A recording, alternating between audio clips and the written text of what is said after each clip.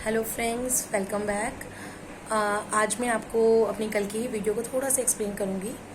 ये बताऊँगी कि हमें पूजा करनी चाहिए या नहीं, क्योंकि कल की वीडियो में कुछ लोगों ने ये सोच लिया कि हमें पूजा ही नहीं करनी चाहिए। पूजा करने की क्या ज़रूरत है, इंसानियत दिखाते रहो और चलते जाओ। वो जो कल का टॉपिक था ना, वो मैंने इसलिए बताया था, अगर आपके पास ऑप्शन है उन दोनों में से चूज़ करने का, तब आप ह्यूमैनिटी को चूज़ कीजिए।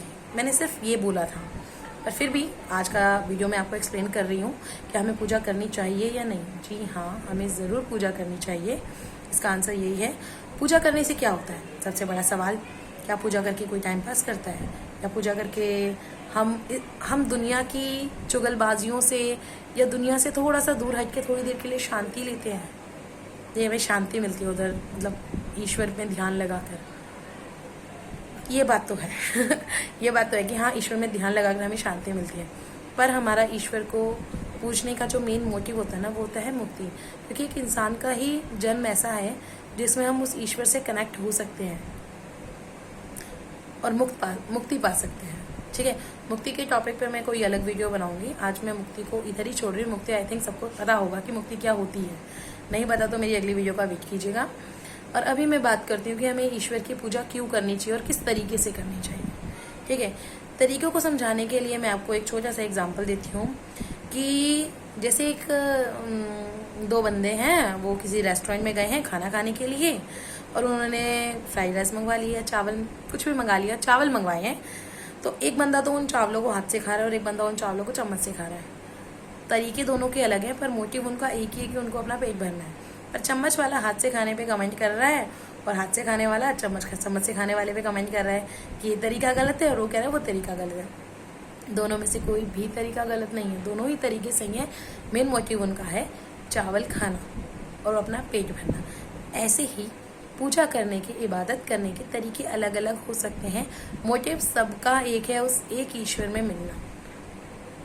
ठीक है, उस एक परमपिता परमात्मा में लीन हो जाना। उसको हर धर्म में ना अलग अलग नामों से बोला गया है, पर है ईश्वर एक ही।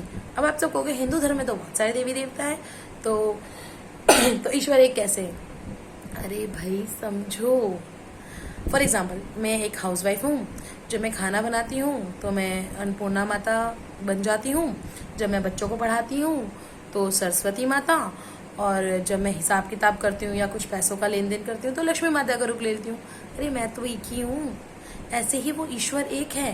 वो ईश्वर अलग अलग काम करता है, अलग अलग रूपों में। वो हमने ही अपने विचारों से उनके रूपों को अलग अलग बना दिया है वो एक ही। और कहते हो कि हमें मंदिर में कुछ दान करना चाहिए या नहीं? अरे ईश्वर का दिया हुआ ही तुम ईश्वर को दान कर रहे हो। ईश्वर को इससे कोई परहेज नहीं है, तुम दो चाहे ना दो। ईश्वर सिर्फ तुम्हारी भावना देखता है, और ये नहीं है कि तुम्हारे पास पैसे नहीं है और तुम ईश्वर को कुछ दे नहीं सकते हो तो ईश्वर तुमसे नाराज हो जाएंगे। अरे नहीं। अब आप देखो आपके दो बच्चे हैं, एक बच्चा समर्थ है आपको कुछ भी साड़ी दिलाने में या कुछ भी दिलाने में, आप जैसे ही कहोगे वो सोने का सेट तक बनवा के दे देगा, और एक बच्चे की नहीं है भाई इतनी गुंजाइश, तो क्या आप अपने उस बच्चे से कम प्यार करोगे? नहीं, आपका प्यार उस बच्चे के लिए भी उतना ही रहेगा और उसके लिए भी उतना रहेगा। पर आप इसमें भावना देखोगे। अगर जो बच्चा आपको कहते ही सोने का सेट भी दिलवा रहा है, अगर उसकी भावना इसके पीछे लालच की है कि मम्मी तो मुझसे ज्यादा प्यार करेगी इसीलिए मैं उन्हें सेट दिला रहा हूँ, तो आप माँ हो, आपको पता है कि उसने इस भावना से दिया है, तो आप उसे प्यार नहीं करोगे। आपके अंदर ही अंदर आपको पता है बंदे ने लालच के बलबूते पे ये काम किया है, तो मुझे उससे प्यार करना है या नहीं। बेशक आप दिखाओ कुछ भी, पर आपके अंदर पता है कि उसके मन में लालच था। ऐसे ही ईश्वर को हमारे मन का सब पता होता है, हमारी भावना मेन है।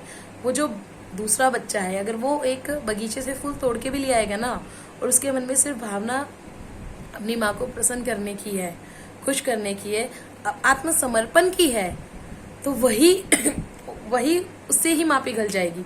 ऐसे ही ईश्वर को भी सिर्फ और सिर्फ पूर्ण समर्पण पसंद है। पूरे तरीके से अपने आप को ईश्वर को समर्पित कर दो। That's it for today. अगर और कोई क्वेश्चन हो तो मुझे कमेंट कीजिएगा। कल हम मुक्ति और कर्मों के ऊपर बात करेंगे नेक्स्ट वीडियो में। That's it for today. Thank you.